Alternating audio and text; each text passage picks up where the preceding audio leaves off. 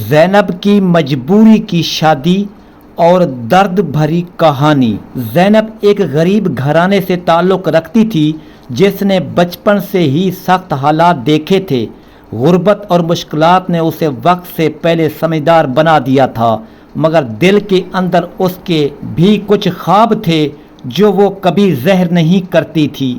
وقت کے ساتھ جب رشتے آتے تو غربت کے باعث واپس چلے جاتے اور اس کے والد کی پریشانی بڑھتی جا رہی تھی۔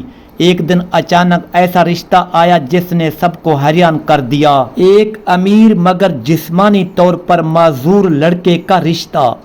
قسمت کے اس فیصلے نے زینب کی زندگی کو ایک ایسے موڑ پر لا کھڑا کیا جہاں خوشی اور قربانی ایک ساتھ چلنے لگے اور ایک نئی کہانی نے جنم لیا۔ زینب ایک غریب گھرانے کی لڑکی تھی جس کے والد نے ساری زندگی محنت کی مگر قسمت نے کبھی ساتھ نہ دیا۔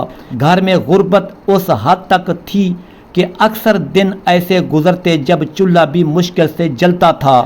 زینب نے بچپن سے ہی حالات کی سختی دیکھی تھی، اسی لیے وہ کم عمری میں ہی سمجھدار ہو گئی تھی۔ اس کے دل میں بھی خواب تھے مگر اس نے ہمیشہ انہیں اپنے دل میں ہی دفن رکھا۔ وقت کے ساتھ زینب کی عمر بڑھتی گئی مگر اس کے لیے کوئی اچھا رشتہ نہیں آیا۔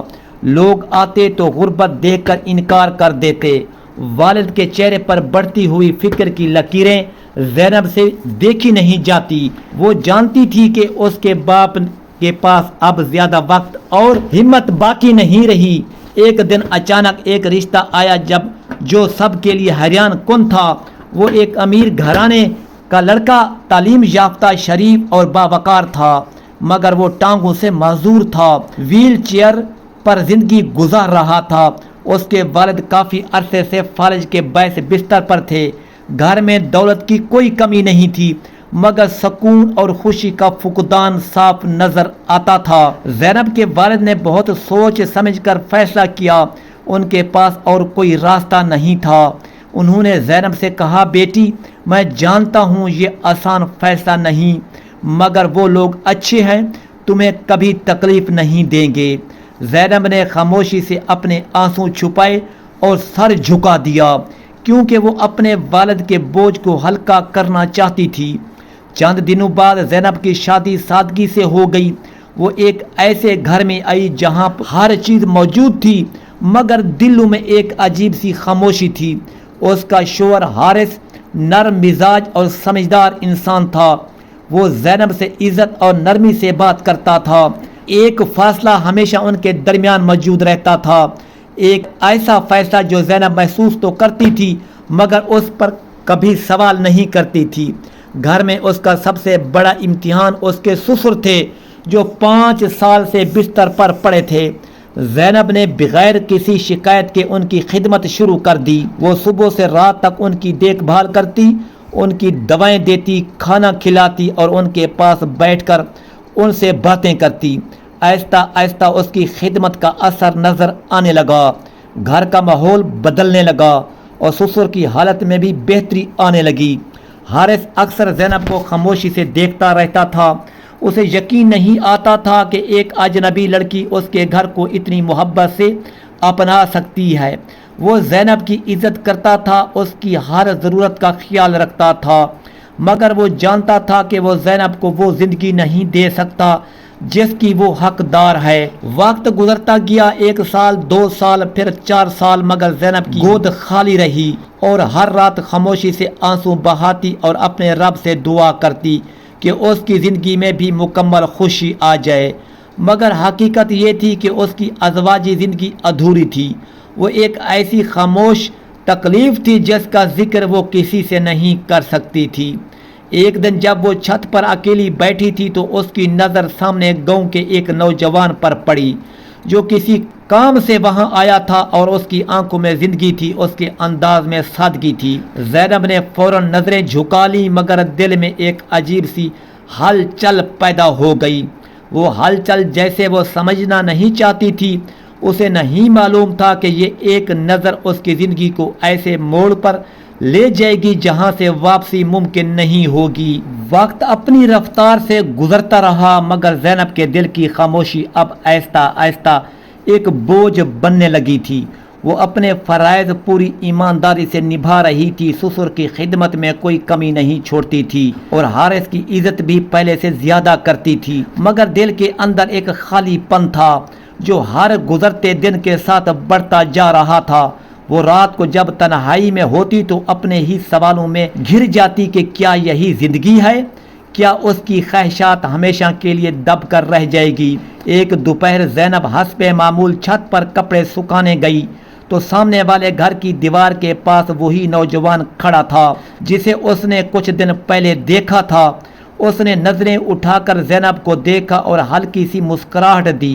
زینب کا دل ایک لمحے کے لیے تیزی سے دھڑکا اور اس نے فوراً نظریں جھکا لیں، مگر اس دن کے بعد وہ بے اختیار ہر روز اسی وقت چھت پر جانے لگی جیسے اس کے دل نے اس لمحے کو اپنے لیے ضروری سمجھ لیا ہو۔ کچھ دنوں بعد وہ نوجوان پھر نظر آیا۔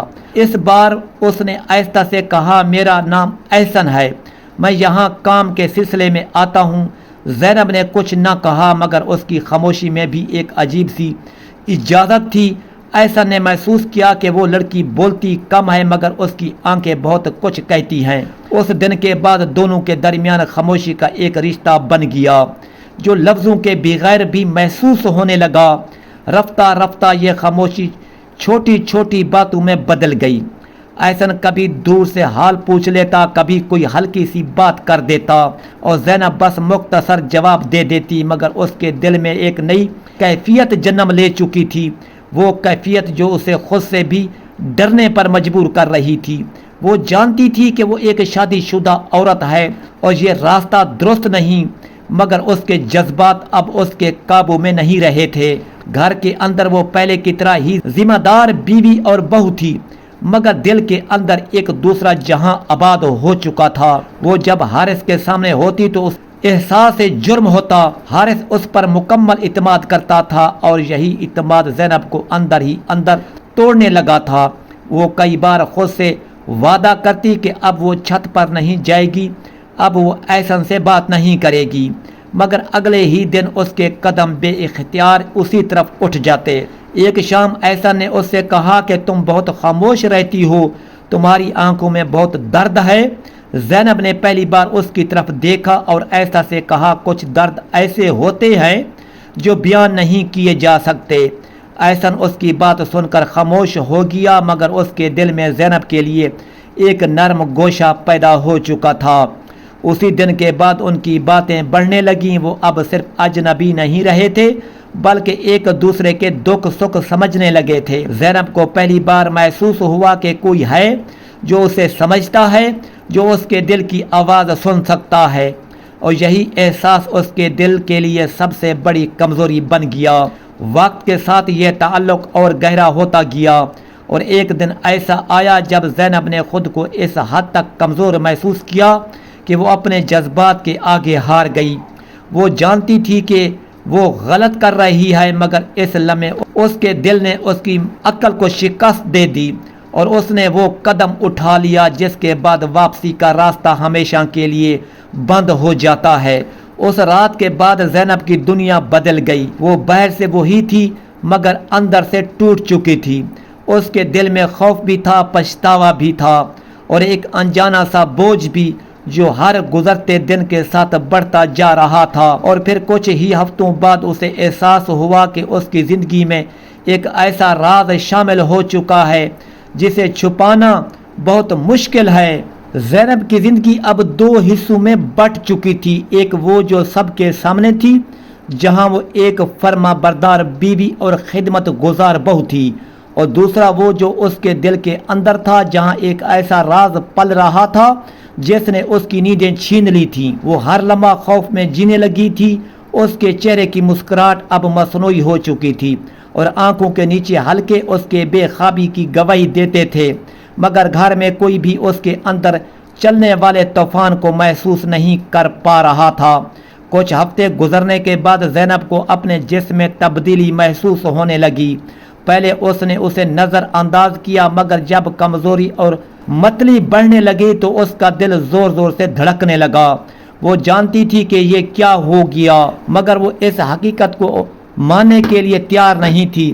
ایک دن اس نے ہمت کر کے چپکے سے شہر کے ایک کلینک کا رخ کیا، جہاں ڈاکٹر نے معائنہ کرنے کے بعد وہی کہا جس کا اسے ڈر تھا، وہ ماں بننے والی تھی۔ یہ سن کر زینب کے قدموں تلے سے زمین نکل گئی، اس کے کانوں میں شور گونجنے لگا اور آنکھوں کے سامنے اندھیرا چھا گیا۔ وہ کلینک سے باہر نکلی تو اس کے قدم لڑکھڑا رہے تھے۔ وہ سڑک کے کنارے بیٹھ گئی اور آنسو بے اختیار اس کے گالوں پر بہنے لگے۔ اسے سمجھ نہیں آ رہا تھا کہ وہ اس حقیقت کا سامنا کیسے کرے گی۔ وہ جانتی تھی کہ یہ بچہ اس کے شوہر کا نہیں ہے، اور اگر یہ بات سامنے آ گئی تو اس کی عزت، اس کا گھر، سب کچھ برباد ہو جائے گا۔ وہ کئی گھنٹے اسی حالت میں بیٹھی رہی، پھر کسی طرح خود کو سنبھالا اور گھر واپس آ گئی۔ گھر پہنچ کر اس نے خود کو معمول کے کاموں میں مصروف کر لیا، مگر اب ہر کام اس کے لیے بوجھ بن چکا تھا۔ سسر کی خدمت کرتے ہوئے اس کے ہاتھ کانپتے تھے اور حارث کے سامنے آتے ہی اس کی نظریں جھک جاتی۔ وہ اس کی آنکھوں میں دیکھنے کی ہمت کھو چکی تھی، کیونکہ اسے لگتا تھا کہ جیسے حارث سب کچھ جانتا ہے۔ ادھر احسن بھی اس کی حالت دیکھ کر پریشان تھا۔ زینب نے ایک دن اسے سچ بتا دیا۔ احسن یہ سن کر کچھ لمحے کے لیے خاموش ہو گیا۔ اس کے چہرے پر گھبراہٹ صاف نظر آ رہی تھی۔ اس نے آہستہ سے کہا، زینب یہ بہت بڑا مسئلہ ہے، ہم کیا کریں گے؟ زینب کی آنکھوں میں آنسو بھر آئے۔ اس نے کہا، مجھے نہیں معلوم، میں تو خود ٹوٹ چکی ہوں۔ احسن نے نظریں چرا لی، جیسے وہ اس ذمہ داری سے بھاگنا چاہتا ہو۔ یہی وہ لمحہ تھا جب زینب کو پہلی بار احساس ہوا کہ جس شخص کے لیے اس نے سب کچھ داؤ پر لگا دیا، وہ خود اس کے ساتھ کھڑا ہونے کی ہمت نہیں رکھتا۔ احسن نے اسے مشورہ دیا کہ وہ اس بچے کو ختم کر دے تاکہ بات باہر نہ نکلے۔ یہ سن کر زینب کے دل پر جیسے کسی نے چھری چلا دی۔ اس نے فوراً انکار کر دیا اور کہا، یہ میری غلطی ہو سکتی ہے، مگر یہ بچہ میرا ہے، میں اسے نہیں مار سکتی۔ اس دن کے بعد زینب نے احسن سے فاصلہ کر لیا۔ وہ اب خود کو اس گناہ سے نکالنا چاہتی تھی، مگر حقیقت اس کے ساتھ جڑی ہوئی تھی۔ وہ ہر رات روتی اور اللہ سے معافی مانگتی، مگر اس کے دل کا بوجھ کم نہیں ہوتا تھا۔ اسے ہر وقت یہی خوف رہتا کہ اگر حارث کو یہ معلوم ہو گئی تو کیا ہوگا؟ کیا وہ اسے گھر سے نکال دے گا یا اس کی عزت کو بچانے کے لیے خاموش رہے گا؟ وقت گزرتا جا رہا تھا اور زینب کا راز اس کے ساتھ بڑھ رہا تھا، اور اس کا جسم اس حقیقت کو مزید چھپانے کے قابل نہیں رہا تھا، اور گھر میں بھی اب کچھ نہ کچھ محسوس ہونے لگا تھا۔ حارث کی نظریں بدلنے لگی تھیں، جیسے وہ کچھ سمجھنے لگا ہو، مگر وہ خاموش تھا۔ اور پھر ایک دن ایسا آیا جب یہ راز مزید چھپ نہ سکا اور حقیقت نے اس گھر کی بنیادوں کو ہلا کر رکھ دیا۔ دن آخر آ ہی گیا جب زینب کا چھپایا ہوا راز مزید چھپ نہ سکا۔ صبح کا وقت تھا اور وہ حسب معمول کچن میں کام کر رہی تھی، مگر اس کے ہاتھ کانپ رہے تھے اور دل بے قابو ہو کر دھڑک رہا تھا۔ اسی لمحے اسے چکر آیا اور وہ زمین پر گر گئی۔ شور سن کر حارث فوراً ویل چیئر گھماتا ہوا آیا اور اسے سنبھالا۔ اس کی حالت دیکھ کر وہ گھبرا گیا اور فوراً ڈاکٹر کو بلایا۔ ڈاکٹر کے معائنے کے بعد وہ لمحہ آیا جس نے سب کچھ بدل دیا۔ ڈاکٹر نے حارث کی طرف دیکھ کر سنجیدگی سے کہا کہ مبارک ہو، اب آپ باپ بننے والے ہیں۔ یہ الفاظ سنتے ہی کمرے میں ایک عجیب سی خاموشی چھا گئی۔ زینب کے چہرے کا رنگ اڑ گیا اور اس کی آنکھوں میں خوف صاف نظر آنے لگا، جبکہ حارث خاموشی سے ڈاکٹر کو دیکھتا رہا جیسے وہ کچھ سوچ رہا ہو۔ ڈاکٹر کے جانے کے بعد کمرے میں صرف خاموشی رہ گئی۔ زینب کے آنسو بہنے لگے اور اس نے کانپتی ہوئی آواز میں کہا، حارث مجھے معاف کر دو، میں بہت بڑی غلطی کر بیٹھی ہوں۔ یہ بچہ تمہارا نہیں ہے، میں نے تمہارا اعتماد کو توڑ دیا۔ میں اس قابل نہیں ہوں کہ تمہارے ساتھ رہ سکوں۔ تم چاہو تو مجھے ابھی اس گھر سے نکال دو۔ یہ سن کر حارث نے آنکھیں بند کر لیں۔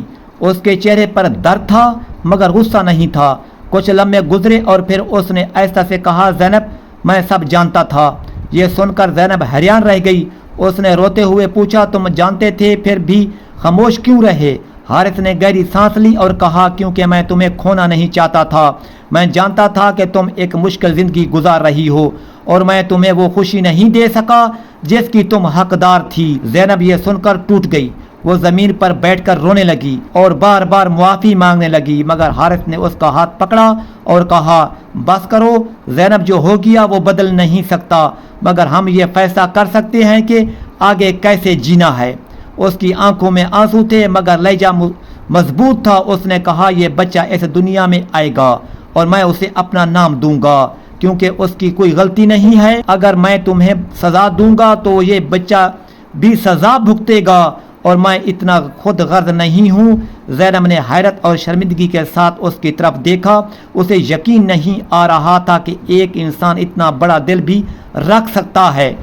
وقت گزرتا گیا اور زینب نے خود کو مکمل طور پر بدل دیا۔ اس نے اپنے ماضی کو پیچھے چھوڑ دیا اور ساری زندگی حارث کی وفاداری اور محبت کا قرض چکانے میں لگا دی۔ جب بچہ پیدا ہوا تو حارث نے اسے اپنی گود میں لیا اور اس کی آنکھوں میں وہی محبت تھی جو ایک باپ کی ہوتی ہے۔ احسن ہمیشہ کے لیے اس کہانی سے ختم ہو گیا اور زینب نے کبھی پیچھے مڑ کر نہیں دیکھا، کیونکہ اسے سمجھ آ چکا تھا کہ سچی محبت وہ نہیں جو واقعی جذبات میں ملے، بلکہ وہ ہے جو مشکل وقت میں بھی ساتھ کھڑی رہے۔ زندگی آسان نہیں تھی مگر اب ان کے دل مطمئن تھے، کیونکہ انہوں نے سچ کو قبول کر لیا تھا اور ایک نئی شروعات کی تھی۔ کہانی کا نچوڑ یہی ہے کہ انسان غلطی کر سکتا ہے مگر سچی عظمت معاف کرنے اور سنبھالنے میں ہے، اور اصل محبت وہی ہے جو ٹوٹنے کے بعد بھی جڑنے کا حوصلہ رکھے۔